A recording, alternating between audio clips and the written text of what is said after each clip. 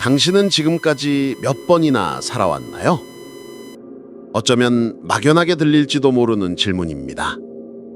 하지만 어쩌면 그 답은 당신의 꿈, 당신의 두려움, 그리고 설명할 수 없는 습관 속에 이미 존재하고 있을지도 모릅니다. 만약 영원히 실제로 존재한다면 당신은 지금이 첫 번째 삶일까요? 아니면 이미 수백 번이나 이곳으로 돌아온 걸까요? 1점. 저는 전생의 기억입니다. 오늘 우리는 함께 하나의 여정을 시작해 보려 합니다. 1점.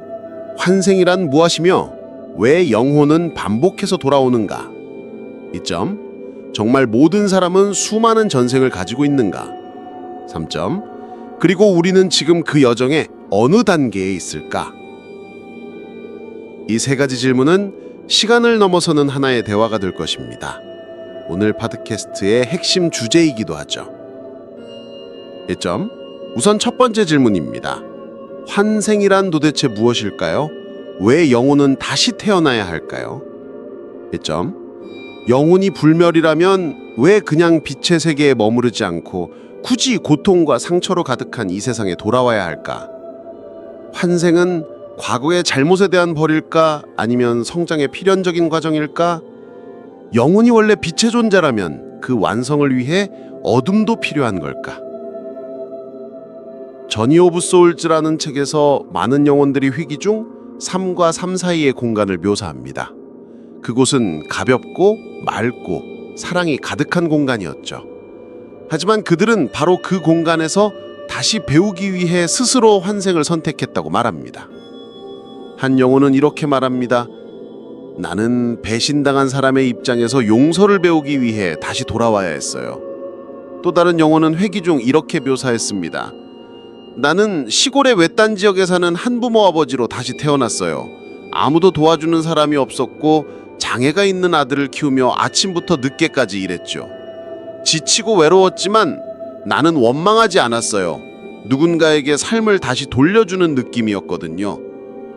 그 영혼은 전생에서 자신이 아이를 버리고 떠났던 어머니였음을 고백합니다. 그래서 이번 생에서는 떠나는 사람이 아니라 남아있는 사람으로 살아가는 걸 선택했죠. 그 선택을 통해 그는 책임, 인내, 그리고 조건 없는 사랑을 배웠습니다. 그 누구도 그를 강요하지 않았습니다. 그는 스스로 고통을 선택했고 영혼이 진짜로 배워야 할 것을 직접 겪는 길을 택한 것입니다. 하지만 아무것도 기억하지 못한다면 어떻게 배울 수 있을까요? 전생을 기억하지 못한다는 사실이 그 배움을 무력화시키는 걸까요? 아니면 그 기억하지 못함 자체가 하나의 배움일까요? 결과를 바라고 벌을 두려워해서가 아니라 순수하게 사랑하기 위한 연습. 그것이야말로 진짜 영혼의 과제가 아닐까요? 만약 영혼이 스스로 배움을 선택한다면 왜 어떤 사람은 폭력, 가난, 혹은 의미 없어 보이는 고통 속에 태어나는 걸까요? 아직 아무것도 선택하지 않은 듯한 어린아이가 고통을 짊어져야 하는 것은 과연 공정한 일일까요? 이 질문은 또 다른 깊이를 드러냅니다. 아마도 선택은 육체의 표면에서 이루어지는 것이 아니라 더 높은 의식의 차원에서 이루어지는 것일지 모릅니다. 마치 어른이 고통스러운 수술을 선택하듯 치유를 위해서 말이죠. 영혼 역시 벌을 받기 위해서가 아니라 변화를 위해 고통스러운 상황을 선택할 수도 있습니다. 한 시청자는 이런 댓글을 남겼습니다. 내가 몇 번의 삶을 살아왔는지는 모르겠지만 어릴 때부터 무언가에 대해 빚을 갚고 있다는 느낌이 있었어요. 아무도 그렇게 말하지 않았지만 설명할 수 없는 짐이 항상 내 안에 있었죠. 그런데 내가 용서를 배우기 시작하자 그 짐이 조금씩 가벼워졌어요. 환생이란 영혼이 삶이라는 학교에서 배우는 과정과 같습니다. 각 생은 하나의 교실. 그 교실에 들어서면 우리는 지난 수업을 잠시 잊고 이번 생의 배움에 집중해야 합니다. 그리고 시험은 삶의 시련과 상실과 충돌 속에서 찾아오죠. 역할놀이 게임을 할 때처럼 우리가 어떤 배움을 얻기 위해서는 누군가의 역할이 되어야 합니다. 자신이 누구인지 잠시 잊고 그 역할을 통해 삶의 진짜 의미를 발견해 가는 것. 영혼 역시 그렇게 놀이를 합니다. 하지만 그 놀이에는 진지함이 깃들어 있죠. 불교에서는 환생은 업과 무명의 결과라고 봅니다. 집착, 탐욕, 분노, 무지가 남아있는 한 우리는 계속 이 세상에 돌아오게 됩니다. 그러나 환생은 형벌이 아닙니다. 그것은 깨달음을 위한 또 하나의 기회입니다. 각 생을 통해 자비와 지혜를 기르며 영혼은 점점 윤회의 고리를 벗어나게 됩니다. 인도 자이나 교에서는 영혼이 업을 축적하는 과정을 먼지가 묻은 옷에 비유합니다. 매번 환생할 때마다 그 먼지를 털어내는 기회를 갖게 되죠. 그렇게 반복하다 보면 언젠가 완전히 맑아진 깨끗한 영혼이 되는 날이 찾아옵니다. 그렇다면 영혼이 진정으로 성숙하기 위해 얼마나 많은 삶이 필요할까요? 하나의 영혼이 더 이상 이 세상에 돌아오지 않아도 되는 경지에 이르기까지 몇 번의 삶을 거쳐야 할까요? Destiny of Souls에서 뉴턴 박사는 말합니다. 대부분의 영혼은 고등 영혼 단계에 도달하기까지 평균 70에서 100회의 육체적 삶을 산다고 합니다. 일부는 매우 빠르게 배워서 40에서 50번 만에 그 단계에 이르기도 하고, 반대로 수백 번을 환생해도 여전히 용서나 내려놓기 같은 기본적인 배움을 통과하지 못하는 영혼도 있다고 합니다. 어떤 노 영혼들은 더 이상 배움이 필요하지 않음에도 다시 돌아오기를 선택합니다. 그들은 교사, 치유자, 의사와 같은 역할로 이 세상에 와서 다른 영혼들을 돕기 위해 살아갑니다. 필요하지 않지만 사랑으로 다시 태어납니다. 그렇다면 영혼이 클수록 더 큰 고통을 겪게 되는 걸까요? 왜 성숙한 영혼일수록 더 깊은 시련을 마주하게 될까요? 어쩌면 단순한 배움은 이미 끝났고 남은 것은 내면의 힘을 요하는 가장 어려운 과제들 뿐일지도 모릅니다.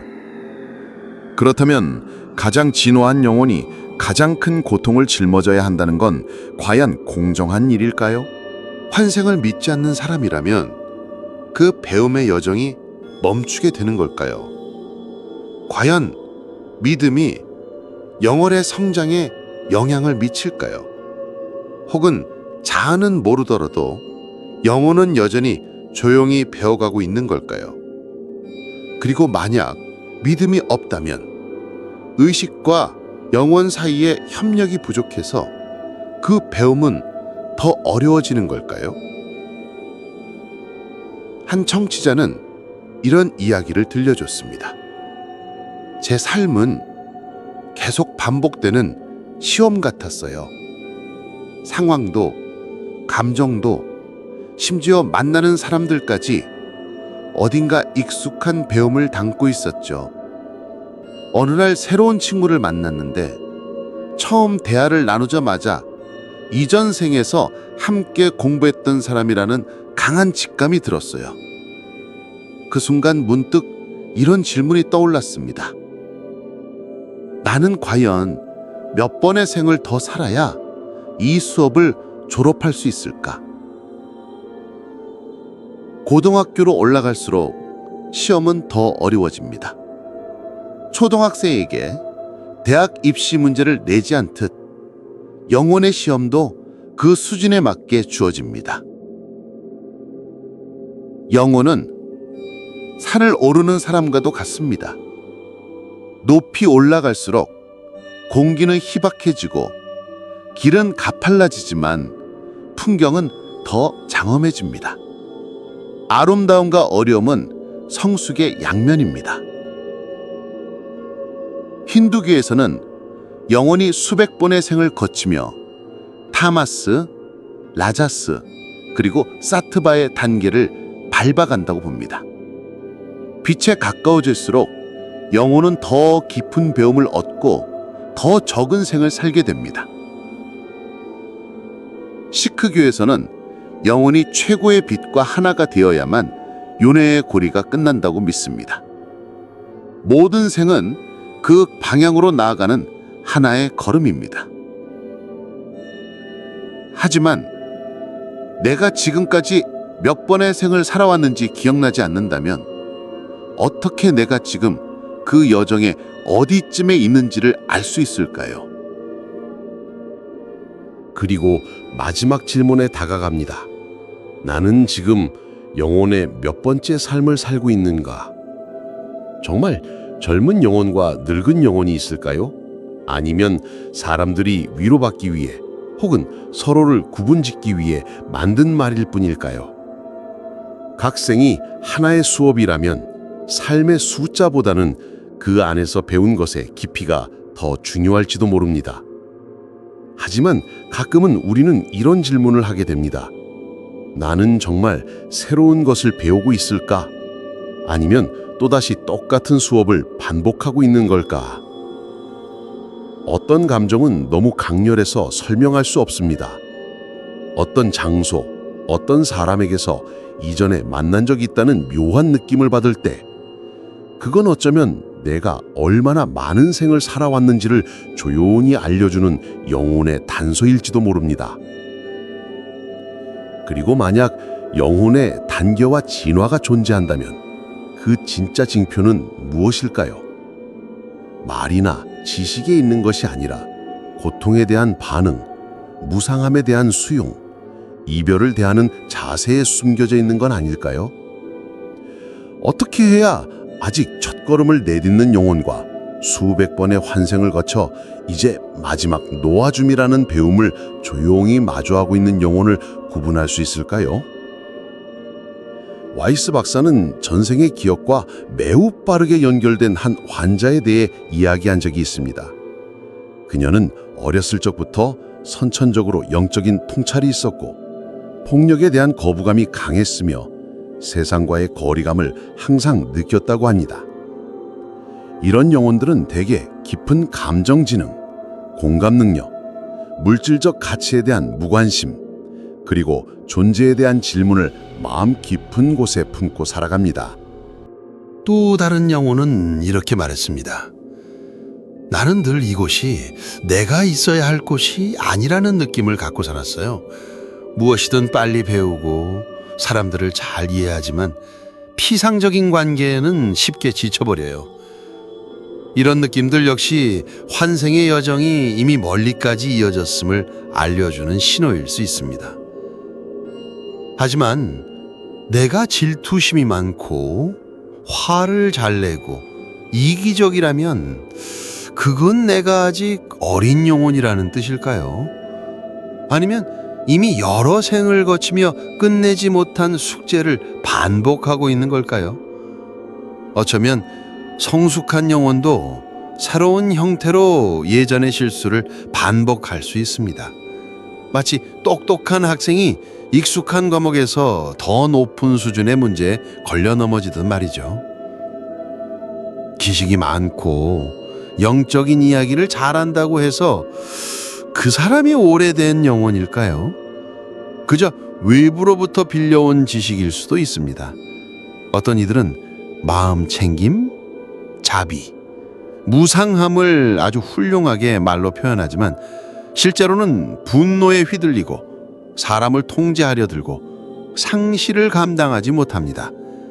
그렇다면 진짜 깨달음과 영적 지식이라는 가면을 어떻게 구별해야 할까요? 어떤 사람은 이렇게 말했습니다. 나는 내가 이 삶을 한 번 살아본 것 같다는 생각을 자주 해요. 어떤 상황에서는 결과를 미리 알고 있는 듯한 묘한 느낌이 들기도 하죠. 하지만 실수는 여전히 반복해요. 다시는 그러지 않겠다고 맹세했는데도요. 한때는 나는 내 영혼이 꽤 성숙했다고 생각했어요. 그런데 상실을 마주했을 때 나는 공황에 빠지고 무력해졌어요. 마치 아직 미성숙한 영혼처럼요. 환생의 여정이 깊어질수록 우리는 이것이 새로운 배움인지 아니면 치유되지 않은 어둠의 반복인지 점점 더 구별하기 어려워지는 건 아닐까요? 영혼의 여정은 산을 오르는 것과도 같습니다. 어떤 구간에서는 빠르게 올라가기도 하지만 어떤 때는 잠시 멈춰 쉬어야 하고 때로는 미끄러져 아래로 내려오기도 합니다. 오래된 영혼이라 해도 가끔은 이전에 배운 수업을 새로운 형태로 다시 배워야 할 때가 있죠. 촛불과도 같습니다. 밝은 불빛이라고 해서 오래된 것은 아닙니다. 진짜 중요한 건 바람이 불어도 그 빛을 안정되게 지켜낼 수 있는가입니다. 오래된 영혼이란 쉽게 꺼지지 않는 불빛을 지닌 존재입니다. 명상 수행에서는 영혼의 나이를 지식이나 행동으로 구분하지 않습니다.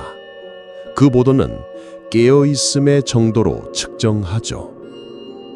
아주 평범한 삶을 살아가는 사람이라도 자신을 관찰하고 자아를 내려놓고 무상을 깊이 이해할 수 있다면 그것이야말로 진정한 진화의 징표입니다. 노자의 가르침에 따르면 오래된 영혼은 모든 것을 단순하게 만듭니다. 그들은 다투지도 바라지도 자신을 이해해 달라고 애쓰지도 않습니다. 그런 무위의 자세야말로 삶의 반복을 뚫어본 영혼이 가진 태도입니다. 영혼의 여정은 삶의 횟수가 아니라 각 삶 속에서 얼마나 깊이 배웠는가로 측정됩니다. 중요한 질문은 내가 몇 번째 삶을 살고 있는가가 아니라 지금 이 삶에서 나는 정말로 무엇을 배우고 있는가입니다. 만약 당신이 자신이 예전과 똑같은 실수를 반복하고 있다고 느낀 적이 있다면 왜 나는 이런 시련을 계속해서 겪는 걸까? 하고 한숨을 쉰 적이 있다면 아마도 아직 끝나지 않은 이전의 수업이 다시 찾아온 것일 수 있습니다. 이 영상이 당신 마음속 깊은 무언가를 깨워주었다면 좋아요와 구독을 눌러주시고 이 여정을 다른 이들과도 함께 나눠주세요. 우리는 다음 생이 아니라 다음 이야기에서 다시 만날 수 있습니다. 다음 화에서는 많은 이들이 차마 말하지 못했던 질문에 함께 다가가 보려 합니다. 요전은 엇보일까? 짧은 생을 살다 떠난 어린 영혼들의 비밀.